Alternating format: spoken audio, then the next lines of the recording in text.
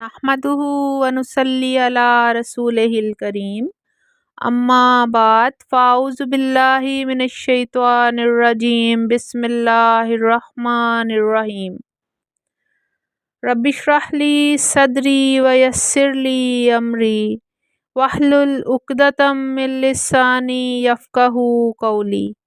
अस्सलामु अलैकुम व रहमतुल्लाहि व बरकातुहू। कैसे हैं आप सब लोग? मैं उम्मीद करती हूँ कि आप सब ईमान, सेहत और तकवा की बेहतरीन हालत में होंगे इंशाअल्लाह ताला। आज हम सूरह बकरा की आयत नंबर 49 का तर्जुमा और तफसीर देखेंगे इंशाअल्लाह ताला, अल्लाह ताला की मदद और तौफीक के साथ। शुरू करते हैं आयत नंबर 49 के तर्जुमे से। और इस वक्त को याद करो जब हमने तुम्हें आले फ़िरौन से निजात दी। वो तुम्हें बुरे अजाब में मुब्तला करते थे, वो तुम्हारे बेटों को बुरी तरह ज़िबह करते थे और तुम्हारी औरतों को ज़िंदा रहने देते थे, और तुम्हारे लिए इसमें तुम्हारे रब की तरफ से बहुत बड़ी आजमाइश थी। अब हम अल्लाह ताला की तौफीक और मदद के साथ इस आयत को आसान अल्फाज में समझते हैं। और इस वक्त को याद करो जब हमने तुम्हें आले फ़िरौन से निजात दी। यहाँ अल्लाह ताला ने एक बार फिर बनी इसराइल को अपनी नेमत याद दिलाई है, अपनी मदद याद दिलाई है। फ़िरौन मिस्र का बादशाह था, जहाँ बनी इसराइल बड़ी तादाद में आबाद थे और फ़िरौन की ग़ुलामी में दिन गुजार रहे थे। फ़िरौन नहायत ज़ालिम और ख़ुदगर्ज़ था, और फ़िरौन के सामने एक बार किसी नजूमी ने ये पेशीन गोई कर दी कि इस साल बनी इसराइल में एक बच्चा पैदा होगा जो तुम्हारी बादशाही का ख़ात्मा करेगा। ये सुनकर इसने ये हुक्म दे दिया कि इसराइलियों में जो कोई बच्चा पैदा हो इसे कत्ल कर दिया जाए, अलबत्ता लड़कियों को ज़िंदा रखा जाए ताकि उनसे खिदमात ली जा सकें। इस तरह बहुत से नौज़ायदा बच्चों को कत्ल किया गया। अगरचे हज़रत मूसा अलैहिस्सलाम इसी साल पैदा हुए, मगर अल्लाह ताला ने इनको महफूज रखा। और आले फ़िरौन से मुराद फ़िरौन के ख़ानदान के लोग हैं जो इसके जैसे नज़रियात रखते थे। सिराजुल मुनीर हवाला नंबर 39/1 है। फ़िरौन ने एक होलनाक ख्वाब देखा कि बैतुल मुक़द्दस में एक आग लपकी और इलाका मिस्र के इन तमाम शहरों में जहाँ जहाँ कप्ती आबाद हैं दाखिल हो गई और एक एक करके कप्ती के घर में घुस गई, मगर यहूदियों के घर महफूज रहे। बज़ाहिर इस ख्वाब से मालूम होता था कि कोई यहूदी फ़िरौन की सल्तनत छीनकर इसके ज़वाल का बायस होगा। जब फ़िरौन ने अरकान सल्तनत से ये ख्वाब बयान किया तो किसी ने यह भी कह दिया कि यहूदियों को इस शख्स का इंतज़ार है और ये इन्हीं में पैदा होगा, जिसके ज़रिए इन्हें हुकूमत मिलेगी, इकबाल बुलंद होगा। गौर व फिक्र करने के बाद फ़िरौन ने अपने ममालिक के महरूसा में ये हुक्म जारी कर दिया कि यहूदियों के नौमौलूद बेटों को एक ख़ास मुद्दत तक कत्ल कर दिया जाए और लड़कियों को ना छेड़ा जाए और यहूदियों से सख्त काम लिए जाएं। वो तुम्हें बुरे अजाब में मुब्तला करते थे, यानी वो तुम्हें इज़ाएं देते थे और सख्त काम लेते थे ताकि वो तकलीफ़ में मुब्तला रहें और उनको सुख का सांस लेना नसीब ना हो सके। और तुम्हारे लिए इसमें तुम्हारे रब की तरफ से आजमाइश थी। आजमाइश कभी सख्ती में आती है, कभी आसूदगी में। रब्बुल इज़्ज़त अपने बंदों को आजमाता है कि कौन खोटा है, कौन खरा है। जो सख्ती के वक्त में राह हक पर डट कर खड़ा रहे वो कामयाब हो जाता है, और जो सख्ती के डर से अपना रास्ता बदल ले वो नाकाम हो जाता है। और कभी आसूदगी और नेमतों को अता करके अल्लाह तबारक व तआला आज़माता है कि कौन मुझे इन राहतों के ज़माने में याद रखता है, कौन मेरा शुक्रगुज़ार होता है। इन नेमतों के दिए जाने पे وہ تو کامیاب ہے جو ان نعمتوں کا شکر ادا کرتا رہا اور اپنے رب کو جس نے یاد رکھا، اور جو آسودگی میں اپنی دولت اور راحتوں کے نشے میں چور چور ہو کر رب کو بھول بیٹھا اور خود کو ان تمام نعمتوں کا باعث سمجھنے لگا اور سینہ تان کر فخر اور غرور کے ساتھ تمام احکامات الہی کو نظر انداز کرنے لگا، وہ ناکام ہے اور بہت ہی بری طرح ناکام ہے۔ سورہ الانبیاء آیت نمبر 35 کا ترجمہ ہے، اور ہم تمہیں اچھی اور بری حالت میں آزماتے ہیں اور ہماری طرف ہی تم لوٹائے جاؤ گے۔ کسی بھی آزمائش کی نجات پر شکر واجب ہوتا ہے۔ بنی اسرائیل کی پہلی آزمائش تو یہ تھی کہ انہیں بیٹوں کو ذبح کرنے کا دکھ دیا جاتا، ان کی بیٹیوں کو زندہ رکھا جاتا اور ان سے مشقت کرائی جاتی۔ دوسری آزمائش اس کے بعد تھی کہ جب اللہ تعالیٰ نے ان کو ان تکلیفوں سے نجات دی تو یہ آزمائش تھی کہ کیا وہ اللہ پاک کے احسانات پر اس کے شکر گزار بندے بنتے ہیں، کیا وہ اللہ تعالیٰ کی اطاعت اور فرما برداری کو اپنی زندگی کا سب سے اہم حصہ بناتے ہیں، کیا وہ مشکل سے نکالنے اور آسانی عطا کرنے والے رب کے احکامات پر عمل پیرا ہوتے ہیں، یا آسانی کے آتے ہی عیش و عشرت میں پڑھ کر اپنے محسن اپنے خالق کو بھول جاتے ہیں اور ناشکری کا زہر ان کے دلوں کو زہر آلودہ کر دیتا ہے۔ یہ ان کی آزمائش تھی۔ آئیں ہم مل کر دعا کریں، اللہ تبارک و تعالی ہمیں، ہماری اولادوں کو اور ہماری آنے والی نسلوں کو اپنا شکر گزار اور اپنا فرما بردار بنا لے۔ اے اللہ ہمیں تمام آزمائشوں، تکلیفوں اور پریشانیوں سے نجات عطا فرما۔ آمین ثم آمین۔ اب ہم اللہ تعالیٰ کی توفیق اور مدد کے ساتھ سورہ بقرہ آیت نمبر 50 کا ترجمہ اور تفسیر دیکھیں گے۔ شروع کرتے ہیں آیت نمبر 50 کے ترجمہ سے۔ اس وقت کو یاد کرو جب تمہاری وجہ سے ہم نے سمندر کو پھاڑ دیا، پھر ہم نے آل فرعون کو غرق کر دیا اور تم دیکھ رہے تھے۔ اب ہم اللہ کی توفیق کے ساتھ آیت نمبر 50 کی تفسیر دیکھتے ہیں۔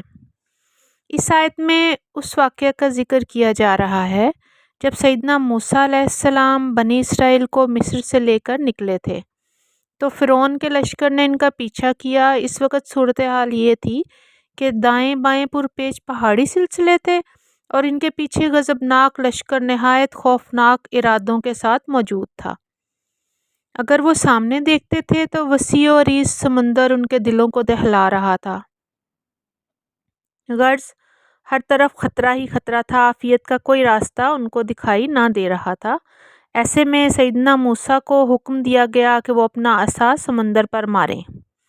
سورہ طٰہٰ آیت نمبر 77 میں اللہ پاک فرماتا ہے، اور بلا شبہ یقیناً ہم نے موسیٰ کی طرف وحی کی کہ رات کے وقت میرے بندوں کو لے کر نکلو، پھر ان کے لیے سمندر میں خشک راستہ بناؤ، نہ تم تعاقب کا خوف کھاؤ اور نہ تم ڈرو گے۔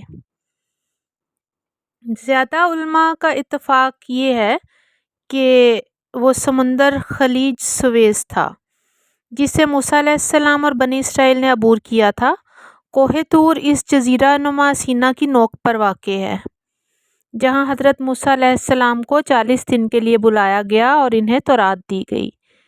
جب حضرت موسیٰ علیہ السلام نے اپنا عصا سمندر میں مارا اللہ کے حکم سے تو سمندر میں ایک راستہ نمودار ہو گیا۔ اللہ پاک نے سورہ شعراء میں اس کو ان الفاظ میں بیان فرمایا، پس سمندر پھٹ گیا اور ہو گیا ہر حصہ جیسے بڑا پہاڑ۔ سمندر کا پانی دونوں طرف پہاڑ کی طرح کھڑا ہو گیا اور بنی اسرائیل اس کے درمیان سے نکل گئے، اور ان کے پیچھے جب فرعون اور اس کا لشکر سمندر میں داخل ہوئے تو یہ سوچ کر کہ جیسے یہ نکل گئے ہیں ہم بھی نکل جائیں گے، لیکن ان کی یہ سوچ غلط تھی، کیونکہ بنی اسرائیل کے لیے اللہ پاک نے سمندر میں راستہ بنایا تھا۔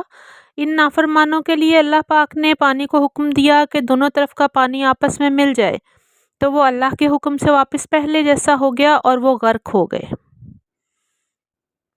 اللہ تعالیٰ نے اپنی قدرت کا احساس دلایا کہ جو لوگ رب کے احکامات کے سامنے بڑے بنتے ہیں، اللہ تعالیٰ کے لشکر یعنی پانی کے سامنے بے بس ہو جاتے ہیں۔